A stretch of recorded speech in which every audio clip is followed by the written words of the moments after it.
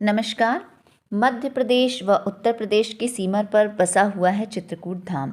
यहाँ पर प्रभु श्री राम ने अपने जीवन के 11 वर्ष बिताए थे।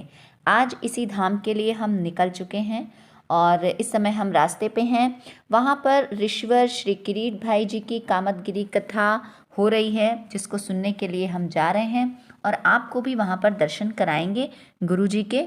और उसके बाद आप वहाँ के चित्रकूट धाम के कुछ महत्व को भी हम इसमें अपनी वीडियो में बताएंगे कि क्या क्या धाम में महत्व है, क्या क्या धार्मिक स्थल है जिसको हमें चित्रकूट धाम में जाकर के ज़रूर देखना चाहिए। बहुत सारे ऐसे लोग होते हैं जो चित्रकूट तो चले जाते हैं लेकिन वहाँ पूरे स्थानों को नहीं घूम पाते हैं जानकारी के अभाव में और दर्शन नहीं कर पाते हैं। तो ये उसका मनोरम दृश्य है। जाते समय प्रयागराज से रास्ते में ऐसी हरियाली भरा दृश्य देखने को मिलता है। तो मध्य प्रदेश व उत्तर प्रदेश की सीमा पर बसा हुआ है चित्रकूट धाम। यहाँ पर प्रभु श्री राम ने अपने जीवन के 11 वर्ष बिताए थे। श्रद्धा, भक्ति, आस्था, प्राकृतिक सौंदर्य से तथा धार्मिक स्थल से परिपूर्ण यह स्थान सबके मन को मोहित व आकर्षित करता है। यहाँ पर प्रभु श्री राम, माता जानकी और लक्ष्मण जी के चरण चिन्ह आज भी यहाँ पर विराजमान हैं। तो देखिए, हम गुरु जी के उस कथा में आ चुके हैं जहाँ पर गुरु जी रुके हुए हैं।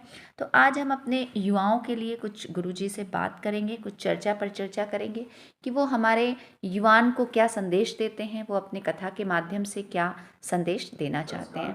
और ये गुरु जी ने हम लोगों को बताया कि युवाओं को कैसे एकाग्रचित्त रहना चाहिए, मन भटकने पर गीता का, भगवत गीता का पाठ करना चाहिए। और इसके बाद ये देखिए, हम वहाँ से फिर निकल चुके हैं दर्शन करके चित्रकूट धाम का, और यमुना नदी घाट, यमुना प्रयागराज में बलुआ घाट पर आए और हमने दर्शन किया। और कहते हैं ये कार्तिक मास चल रहा है और इस कार्तिक मास में अगर आप ब्रह्म मुहूर्त में नदी स्नान करते हैं, दीपदान करते हैं तो इसका महात्म्य बहुत अच्छा होता है, क्योंकि इस एक महीने में भगवान विष्णु स्वयं यमुना नदी में विराजमान रहते हैं। इसलिए हमें गंगा नदी, यमुना नदी दोनों का स्नान, दीपदान, पूजन पाठन करना चाहिए। तो यहाँ पर हम आए हुए हैं। ये हमारा बलुआ घाट है जहाँ पर हम दर्शन करने के लिए आए, यमुना स्नान करने के लिए आए, दीपदान करने के लिए आए। और हम लोगों ने यहाँ पर यमुना स्नान किया। इसके बाद यहाँ पे इतनी खूबसूरत कार्तिक मास का मेला भी लगा हुआ है और उसके साथ साथ में घाट पर भी एक अच्छी खासी श्रद्धा और भक्ति पूर्ण भीड़ दिख रही है। रंगोलियाँ बनी हुई हैं, घाट पूरी तरीके से सुसज्जित है। देखकर मनमोहक दृश्य मन को मोह लेता है। ऐसा सुंदर आस्था का ये कार्तिक मास का महीना है। इस महीने में सभी लोग भक्ति भाव से पूरी तरीके से रमे हुए नज़र आते हैं। ये घाट पर सभी लोग स्नान करते हुए, इसके बाद फिर स्नान करने के बाद हम लोग वहाँ से टीका चंदन लगवाते हैं। और कहते हैं कि अगर आप सनातन धर्म, हिंदू धर्म में हैं तो अपने मस्तक पर तिलक लगाना एक तरीके से सम्मान की बात है। तो वैसे भी स्नान करने के बाद जब तक माथे पर तिलक और चंदन न लग जाए तब तक उसकी सुंदरता और उसकी जो एक आकर्षण होता है धार्मिक स्थान पर जाने का, सुना सुना सा रहता है। मस्तक पर तिलक लगाने के बाद ये सब चीज़ें बहुत ही अच्छी। तो ये हम लोगों ने यमुना स्नान कर लिया है। स्नान हो चुका है यमुना नदी। अब स्नान करने के बाद अब हम लोग टीका घाट लगाने पर के लिए स्नान किया पंडित जी के तो पास वहाँ जा पे रहे हैं। काफ़ी भीड़ है तो देखना पड़ेगा कहाँ पर पंडित जी हैं। सबसे पहले हमारे बेटे ने तिलक लगवाया।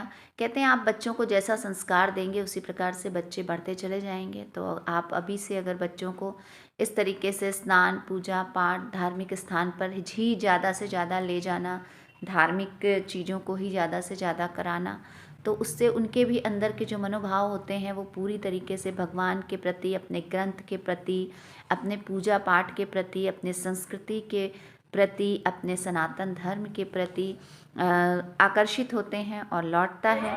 और यहाँ इसके बाद मेरी बेटी ने तिलक लगवाया और उसने तिलक लगवाकर पंडित जी से आशीर्वाद लिया।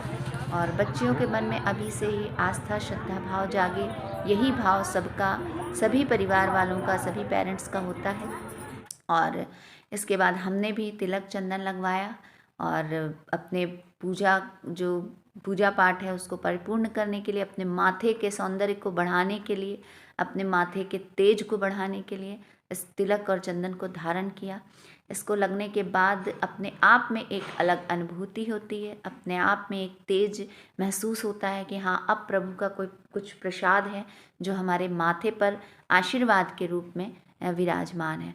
तो ये हम लोगों ने तिलक लगवा लिया, पूरे परिवार ने। तिलक लगाने के बाद चेहरे की जो सौम्यता है, चेहरे की जो सौंदर्यता है, वो कुछ अलग ही तेजायमान हो गई, तेज आ गया। और फिर उसके बाद हम लोग घाट की तरफ वापस निकलने के लिए बढ़े हैं। ये घाट की सीढ़ियाँ हैं बलुआ घाट की, तो वहाँ जाकर बड़ा ही अच्छा अनुभव होता है सभी को। बलुआ घाट पे जब जाते हैं तो एक अलग से शांति महसूस होती है। वैसे तो सभी घाटों पर बड़ी ही शांति का वातावरण होता है। जब हम लोग घाट पर जाते हैं, स्नान ध्यान करते हैं, भक्ति भाव में लीन होते हैं, पर सभी जितने आए होते हैं सबका एक विचार होता है, सबका एक मनोभाव होता है, सबकी एक धार्मिक धारणा होती है, जिसकी वजह से वहाँ का वातावरण पूरी तरीके से पॉजिटिव होता है। स्नान ध्यान करने के बाद हम लोग आंवला के वृक्ष के नीचे गए, जहाँ हम कुछ भोजन ग्रहण करेंगे।